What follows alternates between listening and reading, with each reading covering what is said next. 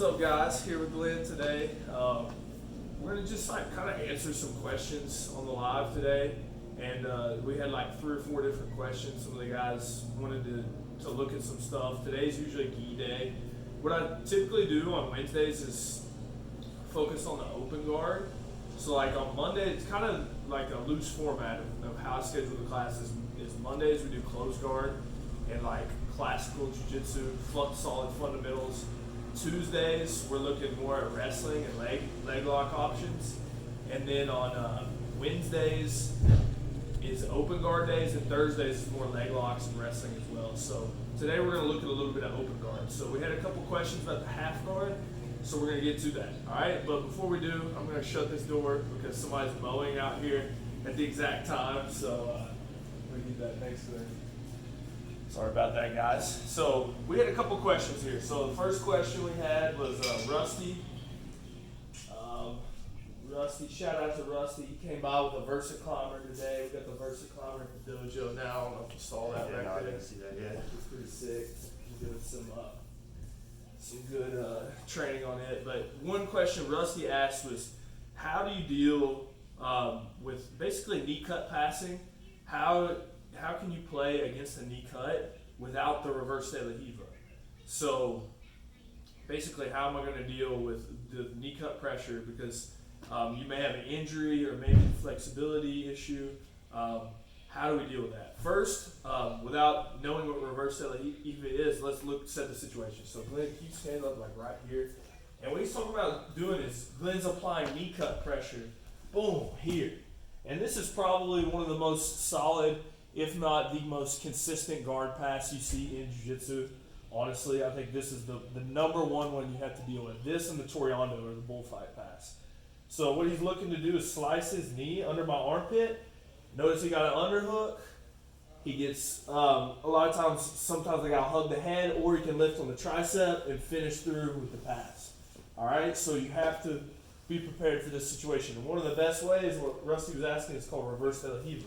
So basically, I hook my toes right here. I hook my toes and I stop this knee cut pressure here. And often, what I'll do is I'll separate using my hand. I'll push on his shoulder.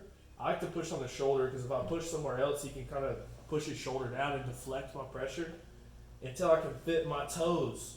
Almost like my toes are coming together right here. And now I can really use my legs to extend the pressure off. And this is really beneficial. From here, there's offense from here where you can thread the arm underneath, and you can go underneath like this. It's called the Kiss of the Dragon right here. All right, pretty nerdy name, honestly, if you ask me. Also, we have great options with the far side collar sleeve. This has been something I've been obsessed with lately. Far side collar sleeve, and we can attack omoplatas and what they call the keymaster or the matrix position here. So, reverse de la Riva is a really good option. What's up, Silas? Big Silas just walked in. We'll have him make a guest appearance here in a second too. But basically, how do we deal with this knee cut pressure? So, reverse de la Riva is probably going to be your best option. It's what gives you the furthest distance, right? So, half guard would be my next best option. And I used to be obsessed with half guard. Like it used to be, and basically, anytime you start playing the open guard, you're going to have to be forced to play half guard at some point, right, Glenn?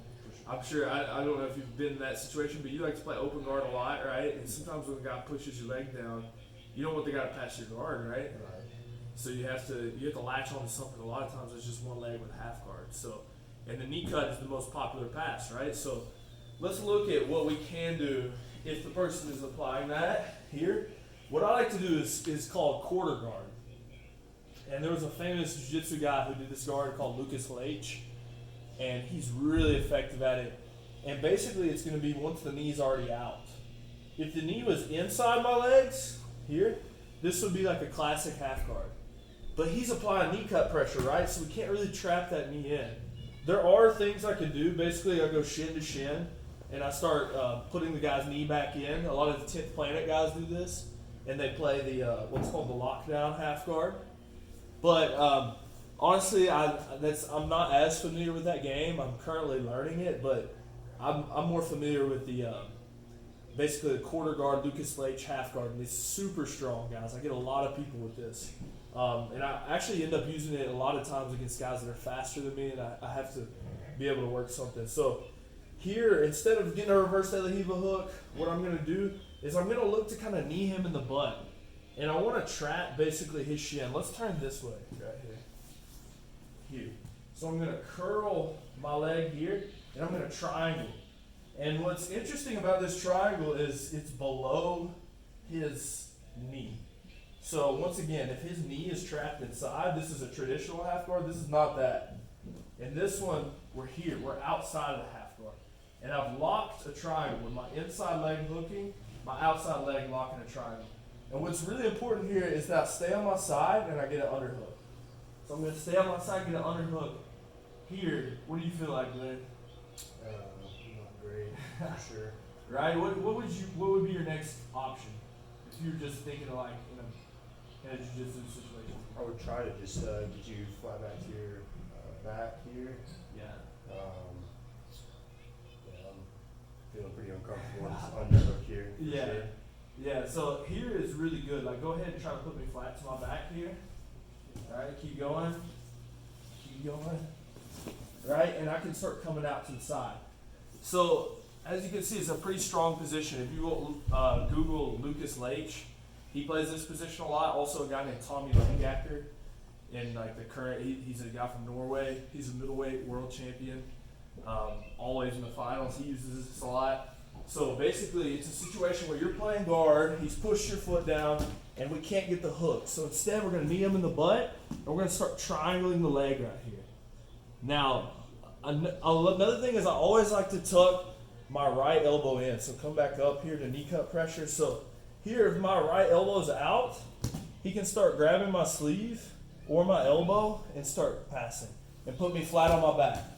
Remember, you don't want to be flat on your back. So the moment you start getting to this position, boom, I'm tucking my right elbow.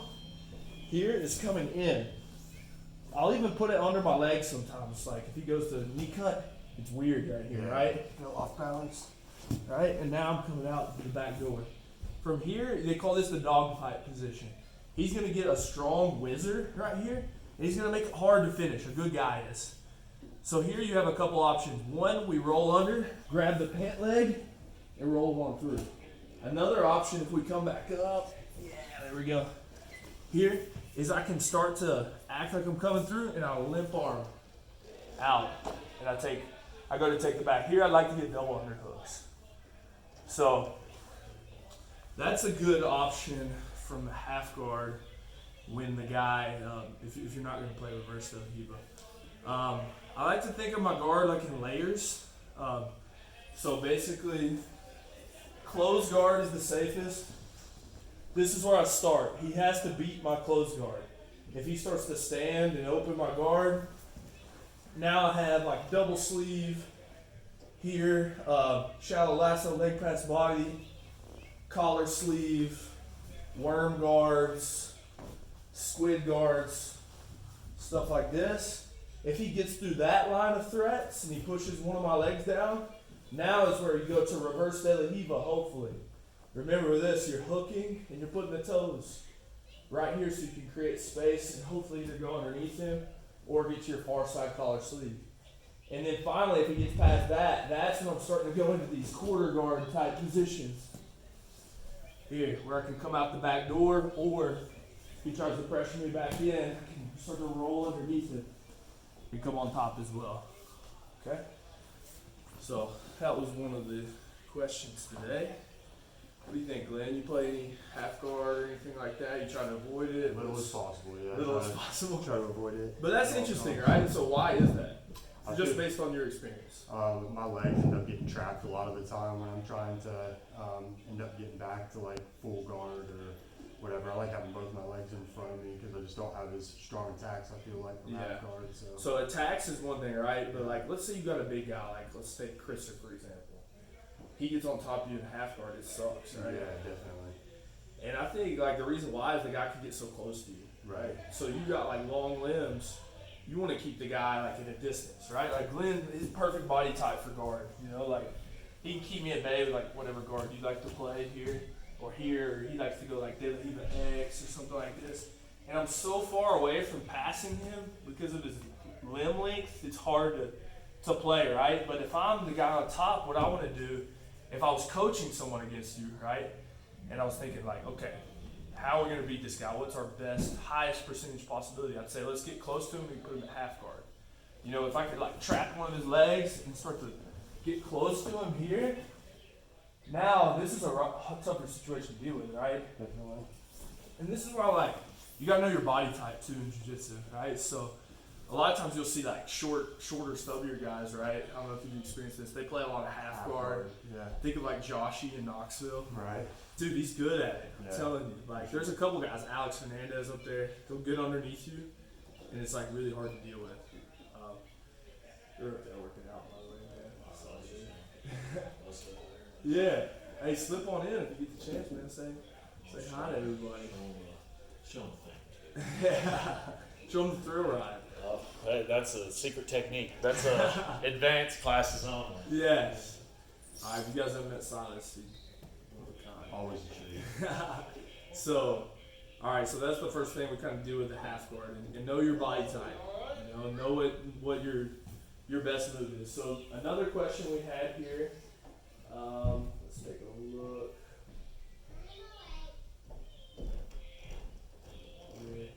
Okay, we had a question about defense to the berimbolo. So I was joking around with Tristan, said there is no defense to the berimbolo. And it's true, if a guy's really good at it, it's pretty much impossible to stop. But that's true of any position in grappling. You know, if a guy's got, like I can't stop Jonathan's fireman's carry, for example. You know, it's a guy that spends his whole life doing one move. And sometimes you get a situation like that. And you have to be able to realize that. But there are certain things that you can do. You know, and this is like at our gym in particular, in the Knoxville gym, and a lot of the gyms, a lot of people play the De La Riva guard. It's no longer like a fancy guard, honestly. It's basically like you have to know how to play it.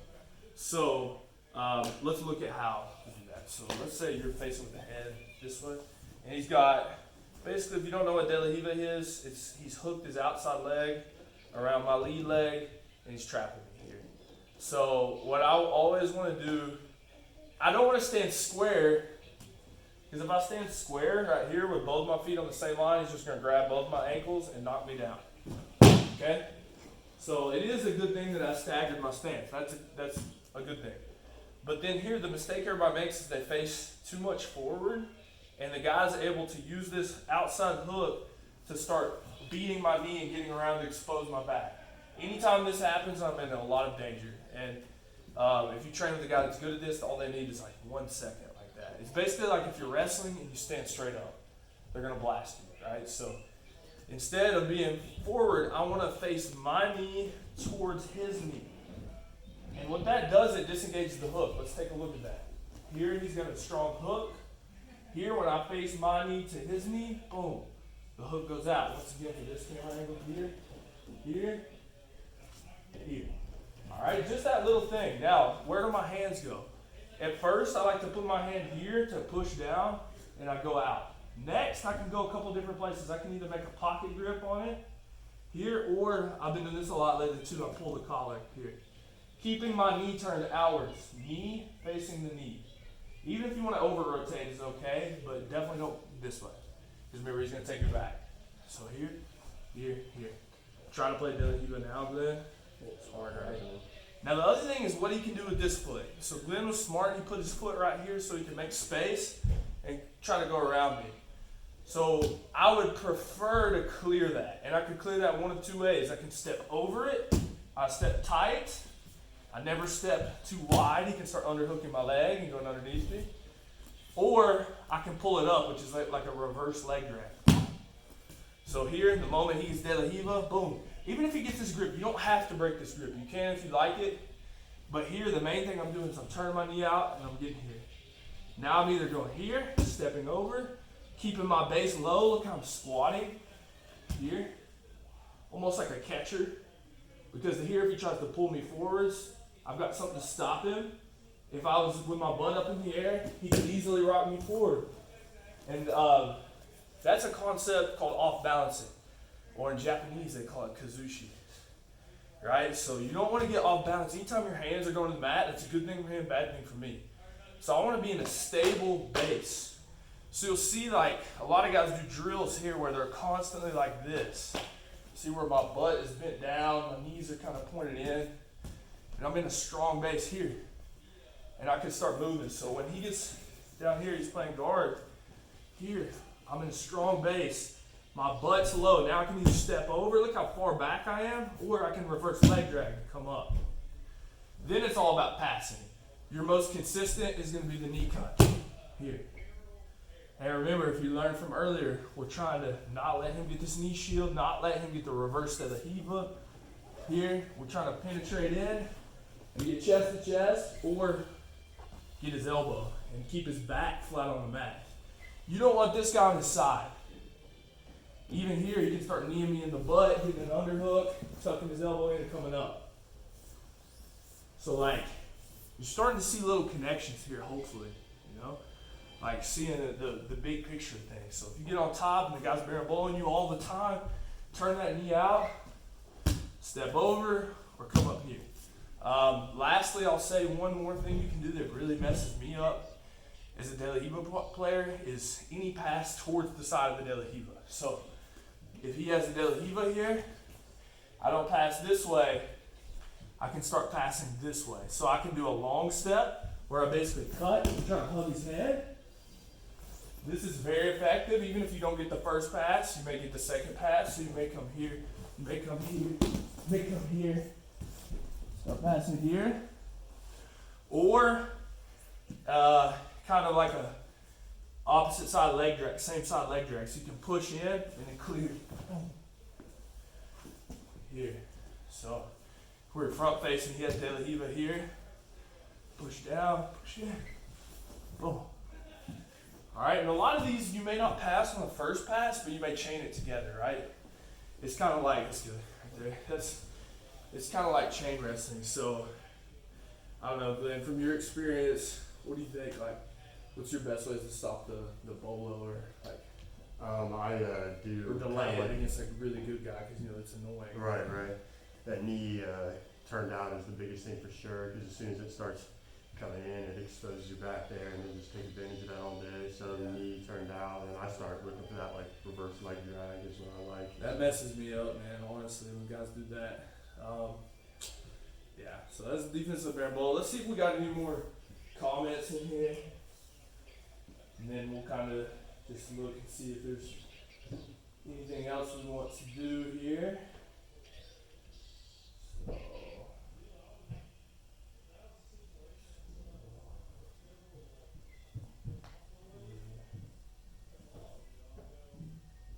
alright. I think that's pretty much it, man. Let's think. So, other than that, looking back, like a little bit of summary of today. Today was kind of like just a short little look at a couple different positions. I want to start doing more of these lives. We're even talking about doing like a chat tonight, connecting with Ben Powers, looking at a couple of submission only type activities. But stay connected, guys. Let us know like what you may want to see in the future. A little bit of summary on today. We looked at basically if your guard's starting to get beat. So the questions were about half guard bottom, and dealing with the knee slice if you don't have, if you can't do the reverse de la Riva. So let's look at that problem. So the problem could also be you need to develop your closed guard or your open guard before that. And this was a problem I ran into a lot as well because like I said at the beginning, open guard, there's so many options, right? Do I want to do de la Riva? Do I want to do spider guard? Do I want to do collar sleeve? Do I want to do worm guard? Do I want to do reverse de la Riva? It can be overwhelming. So what happens is you don't know which one to choose, right? And then if you don't know which one to choose, you're going to be hesitant, right? And all it takes is 1 second because the guy on top, there's not that many choices of passes, right? You either do a knee cut, double underhooks pass, Toriando, leg drag. There's like 5 or 6 options. So he knows what he's doing. He cuts your knee, pushes your leg down, and your brain's trying to think of what you want to do. So what do you naturally go to play? Half guard, right? So like, that's why you deal with half guard usually at first. And man, I spent many years doing that, and I still do it against guys that are better than me. I have to end up playing half guard. And that's why you need options. So reverse De La Riva is a great option. If not, play that quarter guard. Start getting an underhook, get to your side. That's the biggest thing. If you remember anything from today, get an underhook, tuck your elbow in, get to your side. Also, so that kind of is that situation. What we looked at is stopping the barrel blow, turn the knee out. So turn that knee out, either step over the leg, we call it headquarters position, or shelf the leg. Alright, so that's some of the positions for today. Anything else you think about, Glenn? That's good, man. Alright, man. We're gonna get some drills in. Guys, let us know what you want to see. Thanks. Close.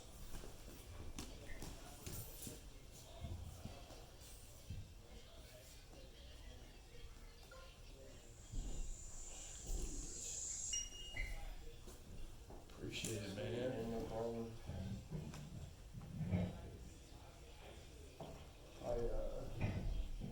Immediately when I know there's like people on the other side of it, like overanalyzing everything, you know. So I just get like quiet. No, dude, you're good. I thought it was perfect, honestly. Okay, cool. And that's natural too. That's half the reason why I'm doing this is I know like not a lot of people are watching it, but Yeah. I'm just trying to get more comfortable. on camera. Comfortable. Yeah. You know Well, what yeah, I'm dude. I'm sure actually, you know, talking and doing this stuff would be a whole different thing. saying? Yeah, but I mean, try to just like make it one stream of thought. Honestly, like, the Yeah. same stuff I would say Right. in general is what I'm gonna say. good? Alright. All right, and then for this video, let's take a look.